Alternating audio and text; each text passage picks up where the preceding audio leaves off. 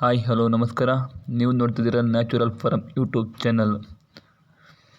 ನಾವೀಗಾಗಲೇ Thailand super napier, Australian red napier, Indonesia smart napier ಕಳಿಸ್ತಾ ಇದ್ವಿ. ಇದ್ರ ಜೊತೆಗೆ ಈಗ ಮುಸ್ಕಿಂಜೋಳ ಕ್ರಾಸ್ ನೇಪಿಯರ್ ಹಾಗೂ ತೈವಾನ್ ಜಾಯಿಂಟ್ ಕಿಂಗ್ ನೇಪಿಯರ್ ನಮ್ಮ ಹತ್ರ ಇದೆ. ನೋಡಿ, ಇದು ಬಂದು ಇಂಡೋನೇಷ್ಯಾ ಸ್ಮಾರ್ಟ್ ನೇಪಿಯರ್ ಅಂತ. ಕೋಳಿ, ಕುರಿ, ಮೇಕೆ, ಹಸು ಸಾಕಾಣಿಕೆಗೆ ಅತ್ಯುತ್ತಮವಾದ ಮೇವು. ಇದರ ಪ್ರೋಟೀನ್ ಕಂಟೆಂಟ್ ಬಂದು 20-25% ಇದೆ ಕನಿಷ್ಠ ಅಂದರೂ ಕೂಡ.